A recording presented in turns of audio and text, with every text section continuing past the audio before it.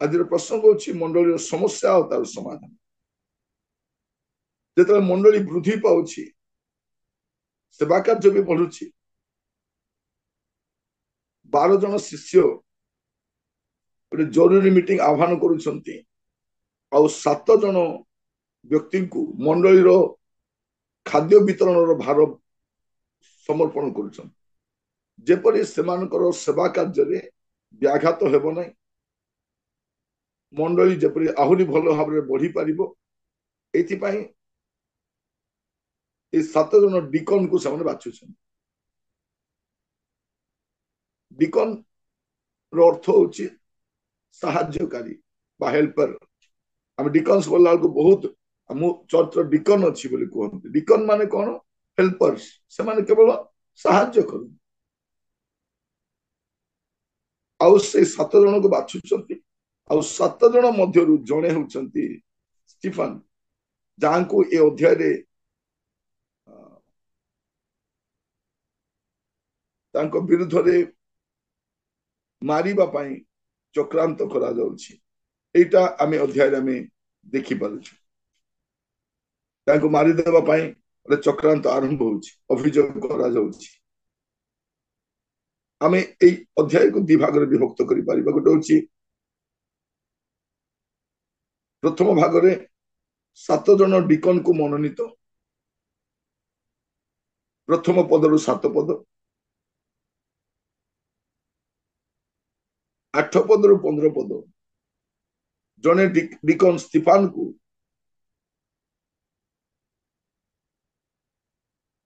मृत्युदंड देवा पाई नियम जारी करुछंती माने 7 जन डिकन को मनोनीत करा जाउछि प्रथम 7 पद रे 8 रु 15 रे हमें यदि सहज भाव देखा स्टीफान को सेवा कार्य कहले भी भल हो स्टीफान को सेवा कार्य ये आम स्टीफान को सेवा कार्य को देखु आसंता माने पढ़िबा पई जिबा प्रथम 7 पद पढ़िबा एही समय रे जेतेबेले शिष्य मानकर संख्या वृद्धि पाउथिला सेतेबेले ग्रीक भाषावादी यहूदी माने एब्रियो मानक विपक्ष रे बचसा करिबाको लागिले कारण दैनिक परिचर्या रे सेमानकर विधवा मानक उपेक्षा करा जाउथिला सेथिरे द्वादश शिष्य समूह को निकट को डाकी कहिले ईश्वरंकर वाक्य प्रचार परित्याग करी परिवेषण रे आम्भ मानकर व्यस्त रहिबा उपयुक्त नुहे अतएव हे भाई माने जो मानकु आम्भे माने एही कार्य नियुक्त करिपारु परि सुख्याति संपन्न एवं आत्मा और ज्ञान रे परिपूर्ण 7 जन को आपण मानक मध्यरु बाछि स्थिर करतु किंतु आम्भे माने प्रार्थना रे और वाक्य परिचर्या रे एकाग्र भावे लागि रहिबा एही कथा समस्त संप्रदाय रे दृष्टि रे उत्तम देखागला और सेमाने विश्वास और पवित्र आत्मा रे परिपूर्ण स्टीफान नामक जने व्यक्ति की पुणी फिलिप प्रखर निकानर तिमोन पार्मना और आंतियोखियार जिहुदी मतावलंबी निकोलायन को मनोनीत करी प्रेरित मानक सम्मुख रे उपस्थित कले और सेमाने प्रार्थना करी सेमानक उपरे हस्तार्पण कले एथिउतारे ईश्वरक वाक्य अधिक व्यापी गला एवं जेरुसालेम रे शिष्य मानक संख्या अतिशय वृद्धि पाइबाको लागिला और याजक मानक मध्यरु अनेक अनेक लोक विश्वास मार्ग अवलंबन करबाको लागिले एटा में देखु प्रथम पद रे जतेबेले शिष्य मानक संख्या वृद्धि पाउथिला 12 जन शिष्य तापर अन्य माने मध्य शिष्य माने कि जने यीशु को पछरे चालंती केवल 12 जन शिष्य नथि शिष्य माने कि जे माने यीशु को पछरे चालंती यीशु को निकट को हम आसु किंतु परे हमें चालू यीशु कौन कहले मो निकट को आस एटा प्रथम आह्वान द्वितीय आह्वान कौन मो पछरे चालो तो जो माने यीशु को विश्वास करी तांको पछरे चालंती से मान को शिष्य बोली कहा जाए तो शिष्य मान को संख्या वृद्धि पाउथिला सेतेबेले ग्रीक भाषावादी यहूदी माने एब्रियो मानक मध्य बचसा करने लगे एब्रिय मान विपक्ष में बचसा करने लगिले। तो प्रथम समस्या देखा जाउछि कोन ग्रीक आउ ग्रीक भाषावादी जिहुदी आ एब्रिय मान मध्य बचसा होछि। एटा हमें प्रथम समस्याटा मंडली रे देखुछु। आपण देखिबे प्रत्येक अध्याय रे गोटे समस्या सहित जाउछु। समस्या भी होछि, आश्चर्यजनक होछि। माने समस्या और मंडली वृद्धि एका सहित जाए। समस्या मंडली वृद्धि को अटकाई न थाए, समस्या द्वारा ही मंडली आगे को बढ़े। तो ये आम देखु ग्रीक भाषावादी जिहुदी माने एब्रिय मान मध्य एवं मध्य आप मंडली देखिए लैंग्वेज को नहीं प्रॉब्लम अच्छी। जो माने भल भाषा कहते भाषा भल ना तो आमर टे भल भाषा कहवा लोक टे अलग जाति को नहीं मध्य एबे प्रॉब्लम अच्छी। धनी गरीब प्रॉब्लम भी एबे चर्च रे अच्छी। शिक्षित अशिक्षित मध्य रही किंतु गाइला बेले कौन गाउछु एक शरीर आमे संयुक्त ख्रीष्ट प्रभु आम मस्तक। देखिए आप चर्च भी देखिए गोटे संप्रदाय लोक से मिलामिशा करती, अन्य माने पछुआ था बाहागर भोजी भी डका जाए ना, अन्य प्रोग्राम सम्मिलित करा जाए कहीं उच्च नीच भाव यहाँ सब बड़ मारात्मक रोग। यहाँ देखा जाउछि।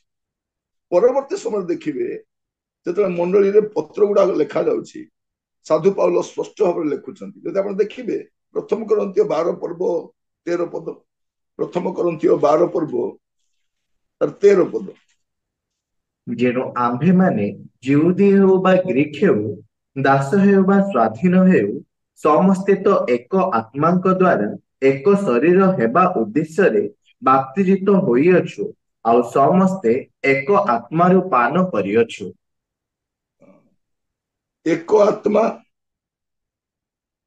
को द्वारा एक शरीर हेबा निमंते बाप्तिस्म होइअछु। माने बाप्तिस्म नेला परे कोन हेबा कथा एकता आसीबा कथा। कारण आमे गोटे शरीर भुक्त होछु और एक आत्मा गोटर में पान करूछु, एटा हेबा कथा। आज भी आपण मंडली को देखंतु सेटा रही जहा मंडली पाई बहुत बड़ क्षतिर विषय जो हेबा कथा नुह। माने बाप्तिस्म नहीं करे आमे एक शरीर भुक्त होछु। तापर गालातियो तार 3 पर्व 28 पद देखिए। जिहुदी की ग्रीक, दास की स्वाधीन, पुरुष की स्त्री, तुम्भ मानक मध्यरे किछि रही प्रभेद नाही, कारण ख्रीष्ट जीशुଙ୍କ ठारे तुम्भे माने एक। कौन अटंती एक अटंती। एबे मध्य चर्च तुम स्त्री लोक तुम झील पिला महिला समिति से पारे ना आमे पारिबू। कौन लिखा जाउछि जिहुदी हो कि ग्रीक हो कि दास कि स्वाधीन कि पुरुष कि स्त्री तुमान मध्य किछि प्रभेद नहीं, कारण ख्रीष्ट जीशुଙ୍କ ठारे तुमे माने एक। कोलोस्य 3 पर्व 11 पद देखिबे। मु कहीं कहूँ यहाँ साधु पाउल मंडली को बारंबार वार्निंग देकी नउछन। कोलोस्य 3 पर्व 11 पद। एपरि स्थले ग्रीक और जिहुदी, सुन्नति और असुन्नति, बर्बर स्कुतीय, दास स्वाधीन व्यक्ति एमानक मध्यरे किछि रही प्रभेद नाही, किंतु ख्रीष्ट सबुरे सबु अटंती, पुଣି ସମସ୍ତଙ୍କ ଠାରେ ବାସ କରନ୍ତି। देखंतु एई गोटे समस्या जो मंडली देखा गला साधु पाउल परवर्ती समय रे एटा लिखुचंती। कहीं आद्य मंडल प्रथम समस्या जो आम देखुचु सेटा होछि भेदभाव होछि। कौनटा भेदभाव जे सेमाने कौन कहउछंती जे प्रथम पद मु पढुछि 6 पर्व प्रथम पद। से समय जतले शिष्य मान संख्या वृद्धि पाउथिला सेतले ग्रीक भाषावादी जिहुदी माने एब्रिय मानकर विपक्ष रे बचसा करी कहि करबाक लागिले ଏଟା ଦୈନିକ ପରିଚର୍ଯାରେ ସେମାନଙ୍କର ବିଧବା ମାନଙ୍କୁ ଉପେକ୍ଷା କରାଯାଉଥିଲା। ମାନେ ଡେଇଲି ଯୋଉ ଖାଦ୍ୟ ବଣ୍ଟନ କରାଯାଉଥିଲା ସେଇଠି ସମସ୍ୟା ଦେଖା ଯାଇଥିଲା। ଯୋଉଠି ଖାଇବା କଥା ପଡିବ ସେଠି ଝଗଡା ହବ। ଏଟା ଆଦ୍ୟ ମଣ୍ଡଳୀରୁ ଆରମ୍ଭ ହେଲା ଦେଖୁଛ। ଯେବେ ବି ମଣ୍ଡଳୀ ସେଥିପାଇଁ କଣ କହିବେ, ନାଇଁ ନାଇଁ ନାଇଁ ମାଛ କରିବା ନାଇଁ, ଅଣ୍ଡା କରିଦେବା, ସମସ୍ତଙ୍କୁ ୟୁନିଫର୍ମ, ଯାହାକୁ ଯାହା ଦେବାକୁ ଦେବା। ବାଢିବା ସମୟରେ ଦେଖିବେ ଯେବେ ବି ଅଶାନ୍ତି ଗୁଡାକ ଖାଇବା ସମୟରେ ହୁଏ, ଆମେ ମିଶିଲୁ ସିନା ଭୋଜିରେ, ସେମାନଙ୍କୁ ଭଲ ଭଲ ପିସ୍ ଦିଆଗଲା, ଏତେ ପିସ୍ ଖାଇଲୁଣି ହେଲେ ବି ଆମକୁ ପିସ୍ ଆସୁନି ଏବେ ପର୍ଯ୍ୟନ୍ତ, ସତ ନା ନାହିଁ? କେତେ ଚିକେନ ପିସ୍ ଖାଇଥିବେ ତଥାପି ପିସ୍ ନାହିଁ, ଅଶାନ୍ତି ହୁଏ। ଏଠି ମଧ୍ୟ ଖାଦ୍ୟ ପରିଚର୍ଯାରେ ଅଶାନ୍ତି ଦେଖାଯାଉଛି। ସେଥିରେ ଦ୍ୱାଦଶ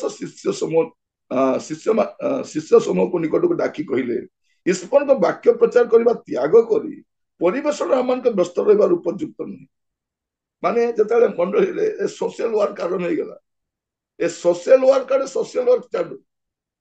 ଦେଖନ୍ତୁ ଅନେକ ପ୍ରଭୁଙ୍କର ଦାସ ମାନେ ଯେତେବେଳେ ଆମ ଦେଶରେ ସୋସିଆଲ ୱାର୍କକୁ ବହୁତ ଗୁରୁତ୍ୱ ଦେଲେ, ସେ ସୋସିଆଲ ୱାର୍କ ବନ୍ଦ ହେଇଗଲା। ପ୍ରୋଜେକ୍ଟ ଗୁଡାକ ଆସିଲା, ସମସ୍ତେ ସୋସିଆଲ ୱାର୍କ ଲାଗିଲେ, ଆଉ ସେଠି ବିଶପ ମାନେ ଗଲେ, ବଡ ବଡ ଡାଇରେକ୍ଟର ମାନେ ଗଲେ, ସେମାନେ ଭାବିଲେ ସେଇଟା ହିଁ ସେବା କାର୍ଯ୍ୟ ବୋଲି, ସେମାନଙ୍କ ସେବା କାର୍ଯ୍ୟକୁ ସେମାନେ ବନ୍ଦ କରିଦେଲେ। ସେମାନେ କଣ କରିବା ଥିଲା, ଏମାନଙ୍କ ଉପରେ ବସି ଚିନ୍ତା କରିବା ଥିଲା, ଠିକ ଅଛି ଆମ ମାନଙ୍କୁ ପ୍ରୋଜେକ୍ଟ ଗୁଡାକ ମିଳୁଛି ସତ କଥା, ଆମେ କଣ କରିବା, ଏ ପ୍ରୋଜେକ୍ଟର ଦାୟିତ୍ୱ ଆମର ଚର୍ଚ୍ଚରେ ଥିବା ଯୁବା ମାନଙ୍କୁ, ଶିକ୍ଷିତ ମାନଙ୍କୁ ଦେବା, ଯେମାନେ MSW କରିଛନ୍ତି, ଯେମାନେ ସୋସିଆଲ କାମ କରୁଛନ୍ତି, ଯେମାନେ ଇକୋନୋମିକ୍ସ ପଢିଛନ୍ତି, ଯେମାନେ ଭଲ ପାଠ ପଢିଛନ୍ତି, ସେମାନଙ୍କୁ ଡାକି ଏସବୁର ଦାୟିତ୍ୱ ଆମେ ଦେବା, ଆମେ ପ୍ରଭୁଙ୍କ ସେବା କରିବା ବୋଲି। କିନ୍ତୁ ଏମାନେ ଏଇଟାକୁ ସେବା ବୋଲି ଭାବିନେଲେ। ଏଇଠୁ ଆମେ ଶିକ୍ଷା ଗ୍ରହଣ କରିବା କଥା କଣ ବୋଲିକି, ଯେ ପ୍ରଭୁଙ୍କର ଦାସ ମାନଙ୍କର କାମ ହଉଛି ବାକ୍ୟ ପ୍ରଚାରରେ ବ୍ୟସ୍ତ ଥିବେ, ଏ ଖାଦ୍ୟ ପରିବେଷଣ ଆମର କାମ ଉପଯୁକ୍ତ ନୁହେଁ, ଏଇଟା ବୁଝିଲେ ସାର୍ ପ୍ରଥମରେ। ଅତଏବ ହେ ଭାଇ ମାନେ, ଯୋଉମାନଙ୍କୁ ଆମେ ମାନେ ଏ କାର୍ଯ୍ୟରେ ନିଯୁକ୍ତ କରିପାରୁ, ଏପରି ସୁଖ୍ୟାତି ସମ୍ପନ୍ନ ଏବଂ ଆତ୍ମା ଓ ଜ୍ଞାନରେ ପରିପୂର୍ଣ୍ଣ 7 ଜଣଙ୍କୁ ଆପଣ ମାନଙ୍କ ମଧ୍ୟରୁ ବାଛି ସ୍ଥିର କରନ୍ତୁ। ଏ ପଦକୁ ଟିକେ ଭଲ କରି ଦେଖନ୍ତୁ, ଏଠି କଣ ଲେଖା ଯାଉଛି, ଇଭେନ ଖାଦ୍ୟ ବଣ୍ଟନ, ଫୁଡ ଡିଷ୍ଟ୍ରିବ୍ୟୁସନ କରିବା ପାଇଁ ମଧ୍ୟ କଣ ବାହାରିଛି, ସୁଖ୍ୟାତି ସମ୍ପନ୍ନ ଲୋକ ହେବା ଦରକାର। ହେଲ୍ପର, ଚର୍ଚ୍ଚର ହେଲ୍ପର ହେବା ପାଇଁ, ଡିକନ ହେବା ପାଇଁ ମଧ୍ୟ ସୁଖ୍ୟାତି ସମ୍ପନ୍ନ, ଆତ୍ମାରେ ଆଉ ଜ୍ଞାନରେ ପରିପୂର୍ଣ୍ଣ। ଭାବି ଦେଖନ୍ତୁ, ଏଇ କାମ ପାଇଁ ମଧ୍ୟ ସୁଖ୍ୟାତି ସମ୍ପନ୍ନ, ଆତ୍ମାରେ ଜ୍ଞାନରେ ପରିପୂର୍ଣ୍ଣ 7 ଜଣଙ୍କୁ ଆପଣ ମାନଙ୍କ ମଧ୍ୟରୁ କଣ କରନ୍ତୁ, ବାଛି ସ୍ଥିର କରନ୍ତୁ। କଣ କରନ୍ତୁ, ବାଛନ୍ତୁ। ବାଛିବା ମାନେ କଣ, ସିଲେକ୍ସନ କରନ୍ତୁ, ଇଲେକ୍ସନ ନୁହଁ। ଏବେ ମାନଙ୍କ ମଣ୍ଡଳରେ କୋଉ ପ୍ରଥା ଆସିଗଲାଣି, ଇଲେକ୍ସନ। ଇଲେକ୍ସନ ହିଁ ପ୍ରୋବ୍ଲେମ। ଏବେ ଦେଖନ୍ତୁ ଆମ ଦେଶରେ ଯୋଉ ଇଲେକ୍ସନ ହଉଛି, ବୁଥ କ୍ୟାପଚରିଂ ହଉଛି,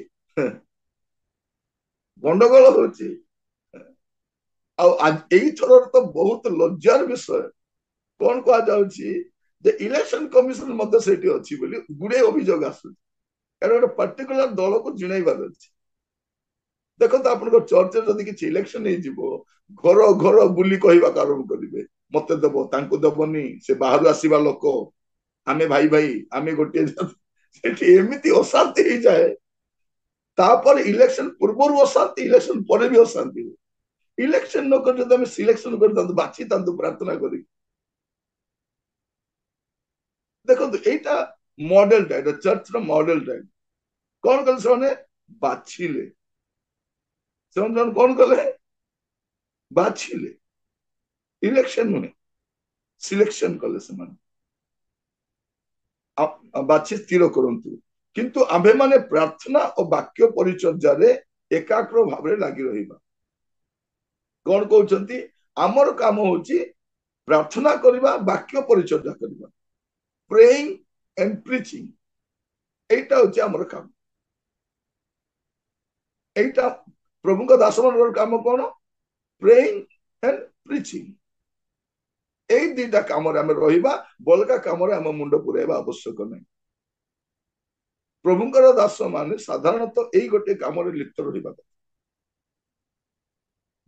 ଅନେକ ଅନୁଷ୍ଠାନରେ ମୁଁ ଦେଖୁଛି ଯେଉଁମାନେ ଶ୍ରେଷ୍ଠ ବା ଉତ୍ତମ ନେତା ମାନେ, ସେମାନେ କେବେ ମଧ୍ୟ ସେ ଭିତରେ ପଶିବେନି। ସେମାନଙ୍କ କାମ ହଉଛି ମାନେ ଅନୁଷ୍ଠାନ କିଏ ଚଲାଉ, ଫଣ୍ଡସ କିଏ ଦେଖୁଛି ଦେଖୁ, ମ୍ୟାନେଜମେଣ୍ଟ କିଏ ଦେଖୁଛି ଦେଖୁ, ଅନ୍ୟମାନଙ୍କର କାମ। କିନ୍ତୁ ଆମର କାମ କଣ ହେବା ଦରକାର? ଏମାନେ କଣ କହୁଛନ୍ତି ଯେ ଆମର କାମ ଅଛି ପ୍ରାର୍ଥନା, ଆମେ ଲାଗି ରହିବା ଦରକାର। ଏଇ କଥା ସମସ୍ତ ସମ୍ପ୍ରଦାୟର ଦୃଷ୍ଟିରେ ଉତ୍ତମ ଦେଖାଗଲା। ଆଉ ସେମାନେ ବିଶ୍ୱାସ ଓ ପବିତ୍ର ଆତ୍ମାରେ ପରିପୂର୍ଣ୍ଣ, ବିଶ୍ୱାସ ଆଉ ପବିତ୍ର ଆତ୍ମାରେ ପରିପୂର୍ଣ୍ଣ ସ୍ତିଫାନ ନାମକ ଜଣେ ବ୍ୟକ୍ତି କି, ପୁଣି ଫିଲିପ, ପୁଣି ପ୍ରଖର, ତାପରେ ଅନ୍ୟମାନଙ୍କୁ ସେମାନେ କଣ କଲେ? ମନୋନୀତ କଲେ। 7 ଜଣକୁ ବାଛୁଛନ୍ତି। କେମିତି? ବିଶ୍ୱାସରେ ବି ପରିପୂର୍ଣ୍ଣ ଥିବାର ଅଛି, ଆଉ ପବିତ୍ର ଆତ୍ମାରେ ମଧ୍ୟ ପରିପୂର୍ଣ୍ଣ ଥିବାର ଅଛି। ଏମିତି ଲୋକମାନଙ୍କୁ ଡିକନ ଭାବରେ ବଛା ଯାଉଛି। ମାନେ ଭାବି ଦେଖନ୍ତୁ, ମଣ୍ଡଳୀର କାର୍ଯ୍ୟ କରିବା ପାଇଁ କେତେ ଗୁରୁତ୍ୱପୂର୍ଣ୍ଣ ବ୍ୟକ୍ତି ମାନଙ୍କୁ ବଛା ଯିବା ଦରକାର।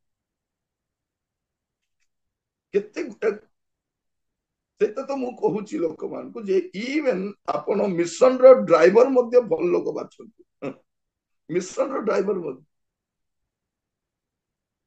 ଆପଣଙ୍କ ଅନୁଷ୍ଠାନରେ ଯେ ଡ୍ରାଇଭିଂ କରୁଛନ୍ତି ସେ ବି ଭଲ ହେଇଥିବା ଦରକାର। ଯଦି ଡ୍ରାଇଭର ଯଦି ମଦୁଆ ହେଇଥିବ, ପାନୁଆ ହେଇଥିବ, କେମିତି ଥିବ? ମୁଁ ଯୋଉ କାରରେ ସବୁବେଳେ ଯିବା ଆସିବା କରେ, ସେ ଭାଇ ଜଣେ ଡ୍ରାଇଭର, କିନ୍ତୁ ସେ ପୁଡ଼ିଆ ଖାଆନ୍ତି ନାହିଁ, ମଦ ଖାଆନ୍ତି ନାହିଁ, ଚରିତ୍ରବାନ, ଆତ୍ମାରେ ପରିପୂର୍ଣ୍ଣ, ସେ ପବିତ୍ର ଆତ୍ମାରେ ପରିପୂର୍ଣ୍ଣ। ସେ ଟାନ୍ସ ବି କୁହେ, ସେ ପରଭାଷାରେ ବି କଥା ହୁଅନ୍ତି, ଭଲ ୱର୍ସିପ କରନ୍ତି। ଯଦି ତାକୁ ପ୍ରଚାର କରିବାକୁ ଦିଆଯାଏ ସେ ପ୍ରଚାର ମଧ୍ୟ କରନ୍ତି, କିନ୍ତୁ ଡ୍ରାଇଭିଂ କରନ୍ତି। ସେଥିପାଇଁ ମୁଁ ତାଙ୍କର ନାଁ ଦେଇଛି ମିଶନାରୀ ଡ୍ରାଇଭର। ସେ ଅର୍ଡିନାରୀ ଡ୍ରାଇଭର ନାହିଁ। ସେ ମାନେ ସିଏ ବି ପ୍ରାର୍ଥନା କରୁଥିଲା, ପ୍ରଭୁ ମତେ ଗୋଟେ ପ୍ରଭୁ ଆପଣଙ୍କର ଦାସ ଗୋଟେ ଜଗାଇ ଦିଅନ୍ତୁ ଯାହାଙ୍କ ସହିତ ମିଶି ମୁଁ ସେବା କାର୍ଯ୍ୟରେ ବୁଲି ପାରିବି। ମୁଁ ବି ପ୍ରାର୍ଥନା କରୁଥିଲି, ପ୍ରଭୁ ମତେ ବି ଗୋଟେ ଭଲ ଡ୍ରାଇଭର ଦିଅ ପ୍ରଭୁ। ମୋର ଡ୍ରାଇଭର ଯଦି ପୁଡ଼ିଆ ଖାଉଥିବ, ଫୋନରେ ଗପି ଗପି ବୁଲୁଥିବ, ମଦୁଆଟା ହେଇଥିବ, କେମିତି ଥିବ ପ୍ରଭୁ? ମତେ ଗୋଟେ ଭଲ। ତ ପ୍ରଭୁ ତାର ପ୍ରାର୍ଥନା ଶୁଣିଲେ ମୋର ବି। କାହିଁକି? ମୁଁ କଣ ପାଇଁ କହୁଛି ଆପଣ ମାନଙ୍କୁ ଶୁଣନ୍ତୁ, ଯେ ଇଭେନ ମିନିଷ୍ଟ୍ରିର କୌଣସି ଗୋଟେ ଛୋଟିଆ ପାର୍ଟ ହେଲେ ମଧ୍ୟ ଆତ୍ମାରେ ପରିପୂର୍ଣ୍ଣ, ବିଶ୍ୱାସରେ ପରିପୂର୍ଣ୍ଣ ହେବା ଦରକାର। ଯଦି ଆମର ଚର୍ଚ୍ଚର କେୟାର ଟେକର ମାନେ ଯଦି ବିଶ୍ୱାସୀ ହେଇଥାନ୍ତେ, ଭଲ ବିଶ୍ୱାସୀ, ଆତ୍ମାରେ ପରିପୂର୍ଣ୍ଣ, ଆପଣଙ୍କ ଚର୍ଚ୍ଚର ମାଳି ଯେ ଗାର୍ଡେନିଂ କାମ କରେ, ସମସ୍ତେ ଡ୍ରାଇଭର ହୁଅନ୍ତୁ, ଯେକୌଣସି କାର୍ଯ୍ୟରେ ଲିପ୍ତ ଅଛନ୍ତି, ଏମାନେ ବିଶ୍ୱାସର ଆତ୍ମାରେ ପରିପୂର୍ଣ୍ଣ। ଆମମାନଙ୍କର କମିଟିର ଅନେକ ସଭ୍ୟ ମାନେ ତ ଆତ୍ମାରେ ପରିପୂର୍ଣ୍ଣ ନୁହନ୍ତି, ବିଶ୍ୱାସ ମଧ୍ୟ ନେଇ ସେମାନଙ୍କୁ। ତ ଏଇଟା ମଣ୍ଡଳୀର ସମସ୍ୟା। ଆଉ ସେ ସମସ୍ୟାର ସମାଧାନ ଏମାନେ କଣ କରୁଛନ୍ତି? ଯେ ଖାଦ୍ୟ ବଣ୍ଟନ ସମସ୍ୟା ଦେଖାଯାଉଛି, ଆହୁରି ଶିଷ୍ୟମାନେ କହୁଛନ୍ତି ଆରେ ଏଇ କାମରେ ଆମେ ଫସି ରହିବା ବିଷୟ ନୁହଁ, ଆମେ କଣ କରିବା ଦରକାର? ଆମେ ଏପରି ଲୋକମାନଙ୍କୁ ବାଛିବା ଦରକାର। ଡିକନ ର କ୍ୱାଲିଫିକେସନ କେମିତି ହବ? ପାଉଲ ତିମୋଥୀକୁ ଲେଖିବା ସମୟ ଲେଖୁଛନ୍ତି, ପ୍ରଥମ ତିମୋଥୀ ତାର 3 ପର୍ବ 8 ପଦରୁ 13 ପଦ ପର୍ଯ୍ୟନ୍ତ ପଢିଲେ ଆପଣ ଡିକନ ମାନଙ୍କର କ୍ୱାଲିଫିକେସନ, ମଣ୍ଡଳୀର ସେବକ ମାନଙ୍କର କ୍ୱାଲିଫିକେସନ କଣ ଆପଣ ଦେଖିପାରିବେ। ପ୍ରଥମ ତିମୋଥୀ 3 ପର୍ବ ତାର 8 ପଦରୁ 13 ପଦ।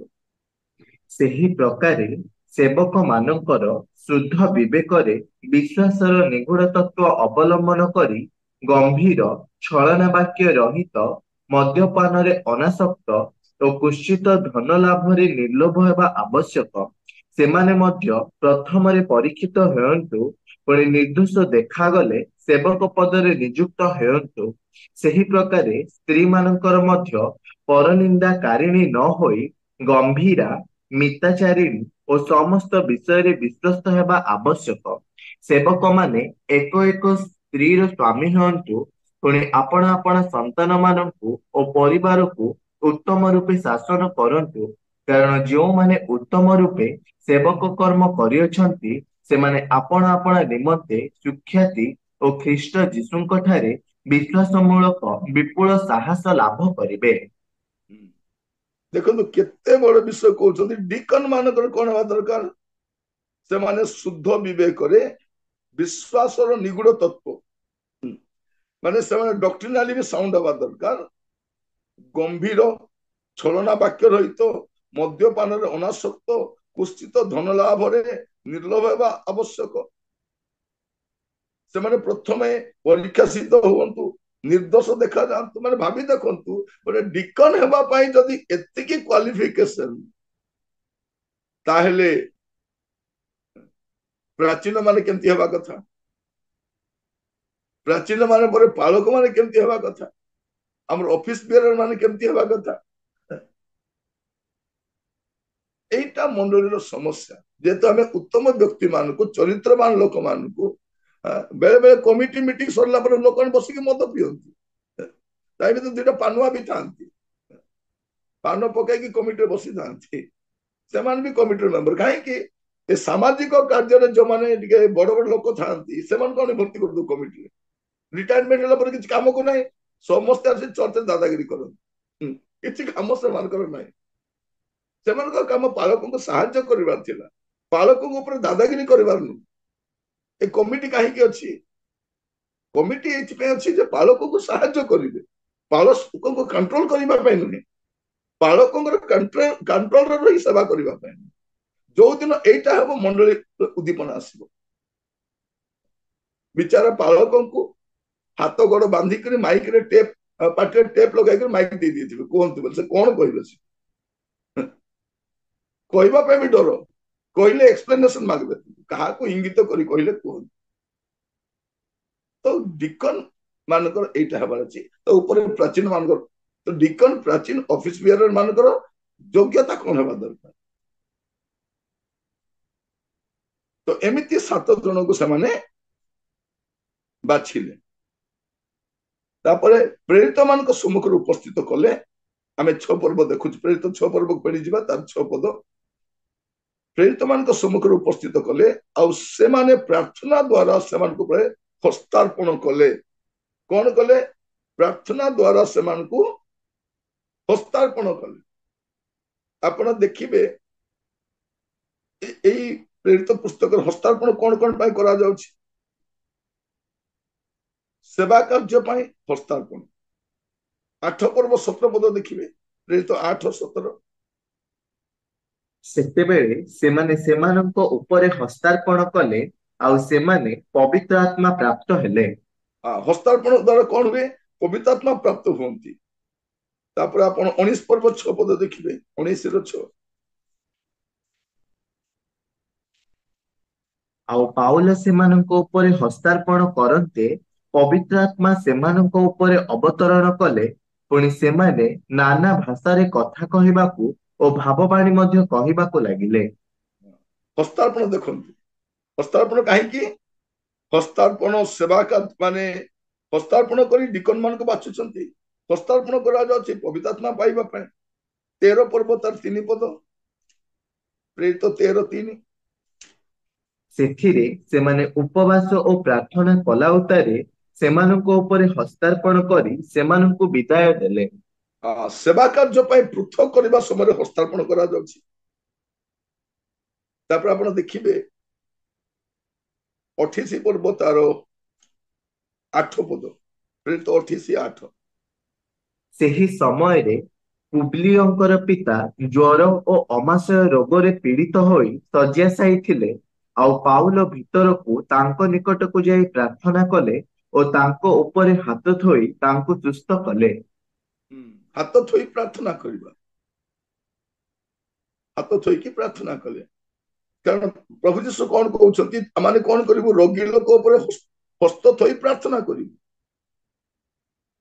ଏଇଟା ମଧ୍ୟ ସୁସ୍ଥତା ପାଇଁ। ଏଇଟାକୁ ଆମେ ସେବା କାର୍ଯ୍ୟ ପାଇଁ ବୋଲି ହସ୍ତାର୍ପଣ ନୁହେଁ, ସୁସ୍ଥତା ପାଇଁ ହସ୍ତ ଥୋଇ ପ୍ରାର୍ଥନା କରିବା। ଏଠି କଣ ଲେଖା ଅଛି? ହାତ ଥୋଇ, ଏଟା ହସ୍ତାର୍ପଣ ନାହିଁ ହେଲା, ଏଟା କଣ କଲେ? ହାତ ଥୋଇକି ପ୍ରାର୍ଥନା କଲେ। ବେଳେ ବେଳେ କଣ ହୁଏ, କୌଣସି ରୋଗୀ ପାଇଁ ପ୍ରାର୍ଥନା କରିବା ପାଇଁ କହିଲେ ନାଇଁ ନାଇଁ ନାଇଁ, ପ୍ରଭୁ କହିଛନ୍ତି ହଠାତ୍ କାହା ଉପରେ ହସ୍ତାର୍ପଣ କର ନାହିଁ। ହସ୍ତାର୍ପଣ ଆଉ ହସ୍ତ ଥୋଇବା ଏଟା ଅଲଗା ବିଷୟ, ମନେ ରଖିଥାନ୍ତି।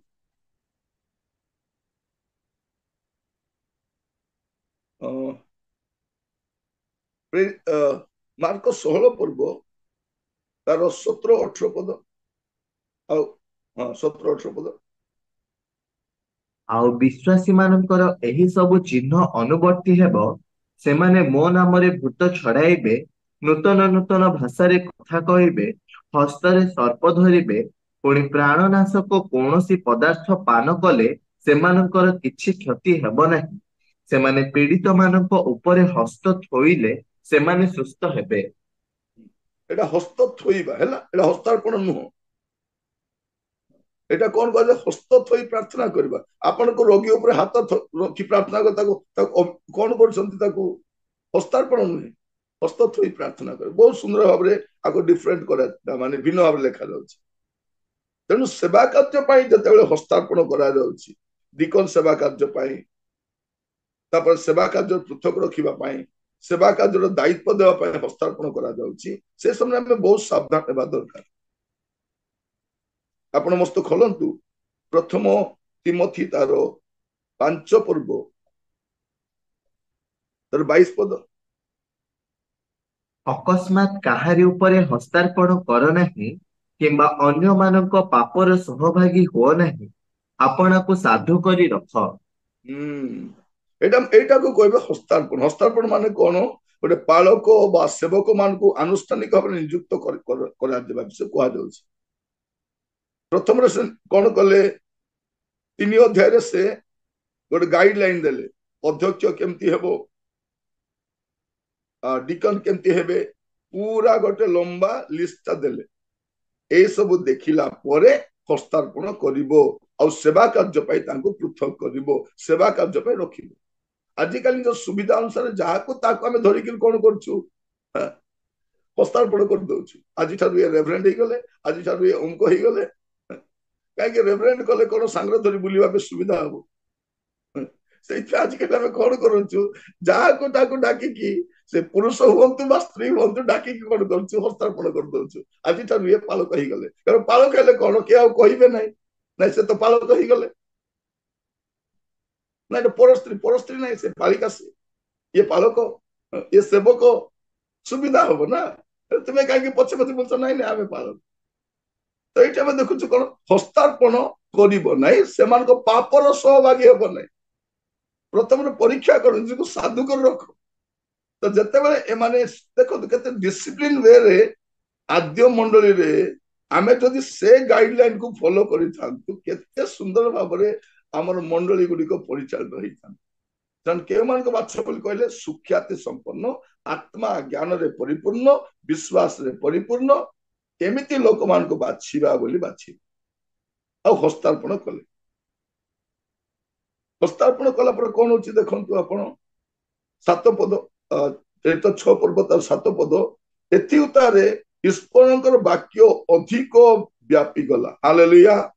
এইଭଳି କାର୍ଯ୍ୟ ହେଲେ କଣ ହବ? ପ୍ରଥମ କାମ ହବ, ଈଶ୍ୱରଙ୍କ ବାକ୍ୟ ପାଇଁ ଯୋଉ ବାଧା ଥିଲା, ସେ ବାଧାଟା ଦୂର ହେଇଗଲା। ଡିକନ ମାନଙ୍କୁ ବାଛିଲେ, ଦାୟିତ୍ୱ ଦେଲେ। ଆମେ କଣ କରୁଛୁ? ଆମର ମଣ୍ଡଳୀ ମାନଙ୍କର ଦାୟିତ୍ୱ ଦଉନା, ଲୋକମାନେ ଦାୟିତ୍ୱ ଦଉନ। ନାଇଁ ନାଇଁ ନାଇଁ, ସେମାନେ ଜାଣିବେ ନାହିଁ, ଆମେ ଦେବାର ନାହିଁ। ଆପଣ ଯେତିକି ଲୋକଙ୍କୁ ଦାୟିତ୍ୱ ଦେବେ, ସେତିକି ଆପଣ ଆରାମରେ ରହିପାରିବେ। ଆପଣ ଉପାସନା ଚର୍ଚ୍ଚ କୋରାପୁଟକୁ ଯାଆନ୍ତୁ, ଆପଣ ଦେଖିବେ ସେଇଠି ସମସ୍ତେ ପ୍ରଚାର କରିବେ। ଯଦି ଭାଇ ସେଠି ନଥିଲେ ମଧ୍ୟ ମଣ୍ଡଳୀର କାମ ଚାଲିପାରିବ। ମୁଁ ହିଁ ସର୍ବେସର୍ବା ବୋଲି ଅସୁବିଧା ଆସେ। ଆପଣ ଅନ୍ୟମାନଙ୍କୁ ଦାୟିତ୍ୱ ଦିଅନ୍ତୁ, ଡିକନ ମାନଙ୍କୁ ଉଠାନ୍ତୁ, ପ୍ରେରିତ ମାନଙ୍କୁ ଉଠାରେ, ପ୍ରାଚୀନ ମାନଙ୍କୁ ଉଠାନ୍ତୁ। ସେବା କାର୍ଯ୍ୟ ପାଇଁ ତିଆରି ହେବା ଦରକାର ଲୋକମାନେ। ଏଠି କଣ ଦେଖାଯାଉଛି? ଏଥି ଉତ୍ତାରେ ଈଶ୍ୱରଙ୍କ ବାକ୍ୟ ଅଧିକ ବ୍ୟାପିଗଲା, ପ୍ରଥମ କାମ। ଏବଂ ଜେରୁସାଲେମରେ ଶିଷ୍ୟମାନଙ୍କ ସଂଖ୍ୟା ଅତିଶୟ ବୃଦ୍ଧି ପାଇବାକୁ ଲାଗିଲା। ଦେଖନ୍ତୁ ପ୍ରଥମ କାମ କଣ ହୁଏ? ଏ ସମସ୍ୟା ଅଛି, ତା ସମାଧାନ ହେଲା ପରେ ଈଶ୍ୱରଙ୍କ ବାକ୍ୟ ବ୍ୟାପି ଯାଏ, ଶିଷ୍ୟମାନେ ଅତିଶୟ ବୃଦ୍ଧି ପାଆନ୍ତି।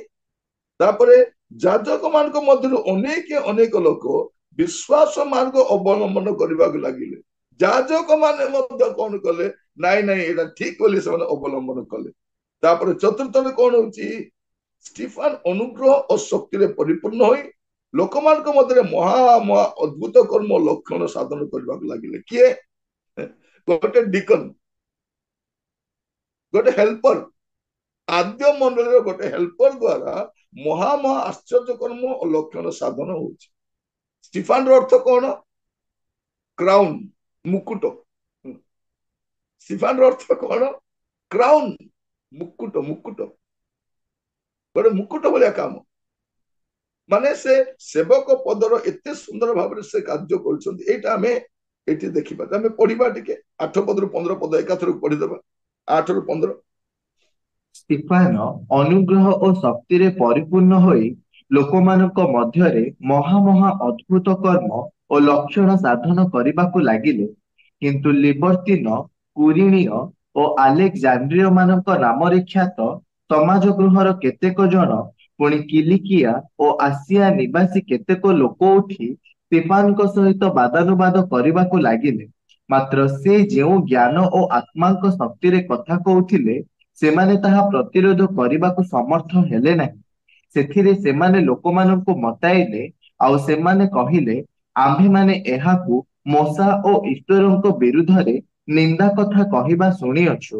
ଆଉ ସେମାନେ ଲୋକ ସାଧାରଣଙ୍କୁ, ପୁଣି ପ୍ରାଚୀନ ଓ ଶାସ୍ତ୍ରୀ ମାନଙ୍କୁ ଉତ୍ତେଜିତ କରି ତାହାଙ୍କୁ ଆକ୍ରମଣ କଲେ ଓ ତାଙ୍କୁ ବଳରେ ଧରି ମହାସଭାକୁ ଆଣିଲେ, ଆଉ ମିଥ୍ୟା ସାକ୍ଷୀ ମାନଙ୍କୁ ଠିଆ କରାଇଲେ। ସେମାନେ କହିଲେ, ଏ ଲୋକଟା ଏହି ପବିତ୍ର ସ୍ଥାନ ଓ ବ୍ୟବସ୍ଥା ବିରୁଦ୍ଧରେ କଥା କହିବାରୁ କ୍ଷାନ୍ତ ହେଉନାହିଁ, କାରଣ ନାଜରିତୀୟ ସେହି ଯୀଶୁ ଏହି ସ୍ଥାନ ଧ୍ୱଂସ କରିବେ, ଆଉ ମୋଶା ଆମ୍ଭମାନଙ୍କୁ ଯେଉଁ ଯେଉଁ ରୀତିନୀତି ଦେଇଅଛନ୍ତି ସେହି ସବୁ ପରିବର୍ତ୍ତନ କରିବେ ବୋଲି ସେ କହୁଥିବା ଆମ୍ଭେମାନେ ଶୁଣିଅଛୁ। ସେତେବେଳେ ମହାସଭାରେ ବସିଥିବା ସମସ୍ତେ ତାଙ୍କ ପ୍ରତି ଏକ ଦୃଷ୍ଟିରେ ଚାହିଁ ତାଙ୍କ ମୁଖ ଦୂତଙ୍କ ମୁଖ ସଦୃଶ ଦେଖିଲେ। ଷ୍ଟିଫାନଙ୍କର କଥା ଲେଖା ଦେଖନ୍ତୁ। ପ୍ରଥମେ ଷ୍ଟିଫାନ କେମିତି ଥିଲେ? 5 ପଦ ଲେଖା ଯାଉଛି, ସେ ବିଶ୍ୱାସରେ ଓ ଆତ୍ମାରେ ପରିପୂର୍ଣ୍ଣ ଥିଲେ। 10 ପଦ ଦେଖୁଛୁ କଣ? ଯେ ଜ୍ଞାନରେ ଆଉ ଆତ୍ମାଙ୍କ ଶକ୍ତିର କଥା କହୁଥିଲେ, ପ୍ରତିରୋଧ କରିପାରୁନଥିଲେ। ସେ ଜ୍ଞାନର ଆଉ ପବିତ୍ର ଆତ୍ମାଙ୍କ ଶକ୍ତିର କଥା କେହି ପ୍ରତିରୋଧ କରିପାରୁନାହାନ୍ତି। କଣ ହେଲା? ଷ୍ଟିଫାନ ସେବା କାର୍ଯ୍ୟ ଆରମ୍ଭ କଲେ। ଷ୍ଟିଫାନଙ୍କର କାମ କଣ? କେଟରିଂ ଡିପାର୍ଟମେଣ୍ଟ ହେଲା, କିଚେନ ର ଦାୟିତ୍ୱ ନେବ। ସେ ଲୋକ କିଚେନ ରୁ ବାହାରି କେତେବେଳେ ସେ ପ୍ରଚାର କରିବାକୁ ପଳେଇଛନ୍ତି। ଭାବି ଦେଖନ୍ତୁ, ଆମ ଘର ମାନଙ୍କୁ ବି କୁହନ୍ତି ତୁମର କାମ କିଚେନ, ତୁମେ ପ୍ରଚାର ପାଇଁ ଯିବନି। ଇଭେନ ସ୍ୱାମୀ ମାନେ ବି କୁହନ୍ତି, କାହିଁକି? ସ୍ତ୍ରୀ ପ୍ରଚାର କରୁଥିବ, ସ୍ୱାମୀ ବସି ଶୁଣୁଥିବେ କୋଉଠିକାର କଥା, ଆଉ ପରିବାର ଲୋକ ତ ସହ୍ୟ ବି କରିପାରିବେ ନାହିଁ। ଏ ତମର କାମ କଣ? ନା ଡିକନ। ଏ ଡିକନ, ତମେ ସେ ରନ୍ଧାବଢା ଦେଖ, ଖାଇବା ପିଇବା ଦେବ, ସେଇ କାମ ତମର ନା ପ୍ରଚାର କରି ବୁଲିବ? ଇଏ ଲୋକ କେତେବେଳେ ବାହାରିକି ପ୍ରଚାର ଷ୍ଟାର୍ଟ କଲେଣି। ଲୋକମାନେ ଦେଖିଲେ ଇଏ କିଏ? ନା ଷ୍ଟିଫାନ। ଷ୍ଟିଫାନ କିଏ? ନାଇଁ ଇଏ ଡିକନ। ଡିକନ ଗୋଟେ ପ୍ରଚାର କରିବ। ତାଙ୍କୁ ଧରିଲେ ଲୋକମାନେ, ଆଉ ବାଦାନୁବାଦ କଲେ। ବାଦାନୁବାଦ କଲେ ସିନା, ମାତ୍ର ସେ ଯୋଉ ଜ୍ଞାନ ଶକ୍ତିର କଥା କହୁଥିଲେ ସେମାନେ ତା ପ୍ରତିରୋଧ କରିବାକୁ ସମର୍ଥ ହେଲେନି। ପ୍ରିୟ ଭାଇ ଭଉଣୀ ମାନେ, ମୁଁ କାହିଁକି କହୁଛି ଶୁଣନ୍ତୁ, ଡିକନ ମଧ୍ୟ ଏମିତି ହେବା ଦରକାର ଯେ ସେ ଜ୍ଞାନରେ ବାକ୍ୟରେ ପରିପୂର୍ଣ୍ଣ, ତାକୁ କେହି ପ୍ରତିରୋଧ କରିବା କଥା। ଯଦି ଡିକନ ଏମିତି ହେଲେ ପ୍ରାଚୀନ କେମିତି ହେବା କଥା? ଆମ ପ୍ରାଚୀନ ମାନଙ୍କୁ ଥରେ ପ୍ରଚାର କରିବାକୁ ଦେଲେ ତ ନାଇଁ ନାଇଁ ନାଇଁ, ତାଙ୍କୁ ପ୍ରାର୍ଥନା କରିବାକୁ ଦେଲେ ପ୍ରାର୍ଥନା କରିପାରିବେନି। କିନ୍ତୁ କଣ ହେଇଯାଇଥିବେ? ପ୍ରାଚୀନ ହେଇଯାଇଥିବେ। ସେମାନେ ଭାବୁଛନ୍ତି ପ୍ରାଚୀନ ମାନେ କଣ? ଚାନ୍ଦା ବୁଲେଇବା, ମଣ୍ଡଳୀର ଚାନ୍ଦା ବୁଲେଇବା, ଦାନ ସଂଗ୍ରହ କରିବା, ଦାନ ଗଣିବା। ମୋ ବାପା ପ୍ରାଚୀନ ହେଇଛନ୍ତି, କେବେ ପ୍ରଚାର କରିଛନ୍ତି? ଆତ୍ମାରେ ପୂର୍ଣ୍ଣ ହେଇଛନ୍ତି? ନାଇଁ। ଦେଖନ୍ତୁ ଡିକନ ଗୋଟେ କେମିତି। ତାପରେ ଲୋକମାନେ ପ୍ରତିରୋଧ କଲେ। 11 ପଦ, ସେଥିରେ ସେମାନେ ଲୋକମାନଙ୍କୁ ମତାଇଲେ। ନିଜେ ତ ପାରିଲେ, ଲୋକମାନଙ୍କୁ ମତାଇଲେ। ଆଉ ସେମାନେ କହିଲେ, ଆମ୍ଭେମାନେ ଏହାକୁ ମୋଶା ଓ ଈଶ୍ୱରଙ୍କ ବିରୁଦ୍ଧରେ ନିନ୍ଦା କଥା କହିବା ଶୁଣୁଅଛୁ। ସେମାନେ କଣ କଲେ? ଏବେ ଏପଟେ ପଳେଇବା। ମୋଶା, ମୋଶା ବୋଲେ ଆମ ପାଇଁ ପ୍ରଭୁ ହେଲା। ଏମାନେ ମଶାଙ୍କୁ ପ୍ରଭୁ ଭଳିଆ ମାନନ୍ତି, ତ ମଶାଙ୍କ ବିରୁଦ୍ଧରେ ସହିପାରିବେ ନାହିଁ। ଆମେ ମଶାଙ୍କ ବିରୁଦ୍ଧରେ କହିବାର ଈଶ୍ୱର ବୋଲି ତ ଲୋକ ରାଗିଯିବେ। ଈଶ୍ୱର ବଢିଆ ଟପିକ ଧରିଲେ, ଏ ମଶାଙ୍କ ବିରୁଦ୍ଧରେ କହୁଛନ୍ତି, ଈଶ୍ୱରଙ୍କ ବିରୁଦ୍ଧରେ କହୁଛନ୍ତି। ତାପରେ ଆପଣ ଦେଖିବେ 13 ପଦରେ ଏ ପବିତ୍ର ସ୍ଥାନ ବିଷୟ କହୁଛନ୍ତି, ଏ ବ୍ୟବସ୍ଥା ବିରୁଦ୍ଧରେ କହୁଛନ୍ତି। ତାପରେ 14 ପଦରେ ଏ ଆମ ରୀତିନୀତି ବିରୁଦ୍ଧରେ କହୁଛନ୍ତି।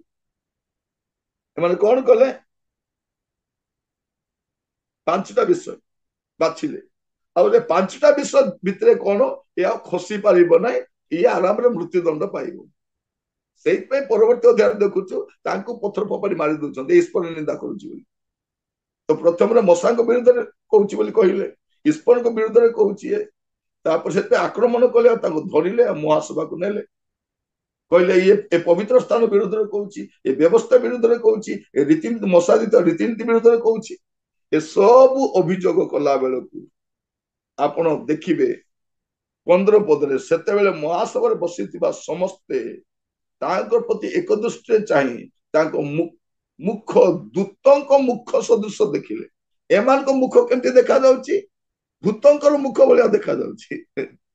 ଏମାନଙ୍କ ମୁଖ ସବୁ କେମିତି ରାଗିକି ପୁରା ଭୂତର ମୁଖ ଭଳିଆ ହେଇଯାଇଛି ଏମାନଙ୍କ।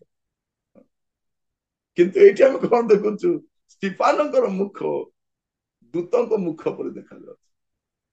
ଯଦି ଆମେ ସ୍ତିଫାନଙ୍କ ସେବା କାର୍ଯ୍ୟ ଦେଖିବା 5 ପଦରେ, ସେ ବିଶ୍ୱାସରେ ଆତ୍ମାରେ ପରିପୂର୍ଣ୍ଣ। ଆମେ 10 ପଦ ଦେଖୁଛୁ ସେ ଜ୍ଞାନରେ ଆଉ ଆତ୍ମାରେ ପରିପୂର୍ଣ୍ଣ। ଆଉ ଏଇଠି ଆମେ ଦେଖୁଛୁ ତାଙ୍କର ମୁଖ ଦୂତଙ୍କ ମୁଖ ସଦୃଶ ଦେଖାଯାଉଛି। ଏଇ ଅଧ୍ୟାୟରେ ଆମେ ଦେଖୁଛୁ ମଣ୍ଡଳୀର ଗୁଡେ ସମସ୍ୟା ଆରମ୍ଭ ହେଲା, ଆଉ ତା ସମାଧାନ କେମିତି କରାଯିବ ଏଇଟା ମଧ୍ୟ ପ୍ରେରିତ ଶିଷ୍ୟମାନଙ୍କ ପାଖରେ ଥିଲା। ପ୍ରଭୁ ଆପଣ ମାନଙ୍କୁ ପ୍ରତ୍ୟେକଙ୍କୁ ଆଶୀର୍ବାଦ କରନ୍ତୁ।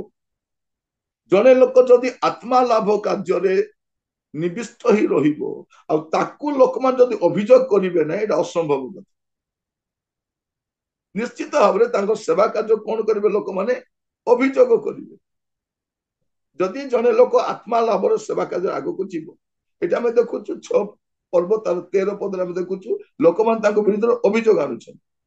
13 ପଦରେ କଣ କରୁଛନ୍ତି? ସେଥିରେ ସେମାନେ ଲୋକମାନଙ୍କୁ ମତାଇଲେ, ଆଉ ସେମାନେ କହିଲେ ଆମ୍ଭେମାନେ ଏହାକୁ ମଶା ଈଶ୍ୱରଙ୍କ ବିରୁଦ୍ଧରେ ନିନ୍ଦା କଥା କହିବା ଶୁଣିଲୁ, ଅଭିଯୋଗ ଆଣିଲୁ। ଆପଣ ଦେଖନ୍ତୁ ମାଥ୍ୟୁ ତାର 26 ପର୍ବ 59 ପଦ, ମାଥ୍ୟୁ 26 ତାର 59। ଇତିମଧ୍ୟରେ ପ୍ରଧାନ ଯାଜକମାନେ ଓ ସମସ୍ତ ମହାସଭା ଯୀଶୁଙ୍କୁ ବଧ କରିବା ନିମନ୍ତେ ତାହାଙ୍କ ବିରୁଦ୍ଧରେ ମିଥ୍ୟା ସାକ୍ଷ୍ୟ ଅନ୍ୱେଷଣ କରିବାକୁ ଲାଗିଲେ। ଦେଖନ୍ତୁ ଏଠି ଯୀଶୁଙ୍କ ବିରୁଦ୍ଧରେ ମଧ୍ୟ ମିଥ୍ୟା ସାକ୍ଷ୍ୟ ଖୋଜୁଛନ୍ତି। ସ୍ତିଫାନଙ୍କ ବିରୁଦ୍ଧରେ ଏକା ନାହିଁ, ୟା ପୂର୍ବରୁ ଯୀଶୁଙ୍କ ବିରୁଦ୍ଧରେ ମଧ୍ୟ ମିଥ୍ୟା ସାକ୍ଷ୍ୟ ଅନ୍ୱେଷଣ କରୁଛନ୍ତି। ଆପଣ ପ୍ରେରିତ 24:13 ଟିକେ ପଢନ୍ତୁ। ପ୍ରେରିତ 24:13। ପୁଣି ଏବେ ଏମାନେ ମୋ ବିରୁଦ୍ଧରେ ଯେଉଁ ସମସ୍ତ ବିଷୟ ଘେନି ଅଭିଯୋଗ କରୁଅଛନ୍ତି, ସେହି ସବୁ ଆପଣଙ୍କ ନିକଟରେ ପ୍ରମାଣ କରିପାରନ୍ତି ନାହିଁ। ଏଇଠି ପାଉଲଙ୍କ ବିରୁଦ୍ଧରେ ମଧ୍ୟ ଅଭିଯୋଗ, ଯୀଶୁଙ୍କ ବିରୁଦ୍ଧରେ ଅଭିଯୋଗ, ସ୍ତିଫାନଙ୍କ ବିରୁଦ୍ଧରେ ଅଭିଯୋଗ, ପାଉଲଙ୍କ ବିରୁଦ୍ଧରେ ଅଭିଯୋଗ। ଯଦି ଆପଣ ଆତ୍ମା ଲାଭ ସେବା କାର୍ଯ୍ୟରେ ରହିବେ, ଲୋକମାନେ ନିଶ୍ଚିତ ଭାବରେ ଆପଣଙ୍କୁ ଅଭିଯୋଗ କରିବାକୁ ଲାଗିବେ। ଏଇଟା ଆପଣ ମନେ ରଖିଥାନ୍ତି। ଅଭିଯୋଗ କରିବେ ବିଭିନ୍ନ ଭାବରେ, ଆରେ ଇଏ କେବଳ ସେବକ ହେଲାଣି, ଇଏ ତ ଇଲେକ୍ଟ୍ରିସିଆନ ଗୋଟେ, ଏଟା ତ ପ୍ଲମ୍ବରଟା ଗୋଟେ, ଇଏ ତ ବଢେଇଟା ଗୋଟେ, ଏ ବଢେଇ କେବଳ ପ୍ରଚାରକ ହେଇଗଲା, ଇଏ ତ ନାଜରିତରୁ ଆସିଛି, ଇଏ ପୁଣି ଗୋଟେ, ଇଏ ତ ମାଛ ଧରୁଥିବା ଲୋକ, ଇଏ ତ ଅଜ୍ଞାନ ମୂର୍ଖ ଲୋକ। କଣ କହୁଛନ୍ତି ପିତରକୁ? ଏମାନେ ଜଣେ ଅଶିକ୍ଷିତ ଲୋକମାନେ, ଅଜ୍ଞାନ ଲୋକମାନେ। ଏଇଠି ଆଗକୁ ଇଏ ତ ଡିକନଟା ଗୋଟେ, ଇଏ କେମିତି କାମ କରିବ? ଆପଣ ଯେତେବେଳେ ପବିତ୍ର ଆତ୍ମାରେ ପରିପୂର୍ଣ୍ଣ ହେଇଯିବେ, ବାକ୍ୟରେ ପରିପୂର୍ଣ୍ଣ ହେଇଯିବେ, କହିବାକୁ ଆରମ୍ଭ କରିବା, ଆପଣଙ୍କ ସ୍ତରରେ କହିବାକୁ ଆରମ୍ଭ କରିବେ। ପ୍ରଭୁ ଆପଣ ମାନଙ୍କୁ ବୁଝିବା ପାଇଁ ସାହାଯ୍ୟ କରନ୍ତୁ। ମଣ୍ଡଳୀର ସମସ୍ୟା ଓ ତାର ସମାଧାନ ଏ ଅଧ୍ୟାୟରେ ଆମେ ଦେଖୁଛୁ। ମୁଁ ଆପଣ ମାନଙ୍କୁ ଆଉ କହିବା ପାଇଁ ଚାହେଁ, ଆମେ ଆଗକୁ ଷ୍ଟଡି କରି ଯିବା, ଆମେ ମଣ୍ଡଳୀ ବୃଦ୍ଧିର ଗୁଡେ ବିଷୟ ଆମେ ଦେଖିପାରିବା। ଆଦ୍ୟ ମଣ୍ଡଳୀ କେମିତି ବଢିଥିଲା ଦେଖନ୍ତୁ। 6 ଅଧ୍ୟାୟ ଆସିଲା ବେଳକୁ ମଣ୍ଡଳୀ ବଢି ପ୍ରଥମରେ 3000, तापर 5,000 तापर आहरी बढ़िले पुणी आहरी बढ़िला मंडली वृद्धि पाऊ थाए आ मंडली समस्या भी थाए माने बिल्डिंग और बेटलिंग ए दुईटा सांगरे जाए चर्च ग्रोथ रे बिल्डिंग और बेटलिंग ए दुईटा सांग युद्ध चली था मंडली विरुद्ध रे शैतान रो कार्य चली था सेते जेते जेरूशलेम प्राचीर गडुतिले गोटे हाथ रे बड़ी काम करथिले गोटे हाथ रे खंडा भी थिला समान ए दुईटा सांगरे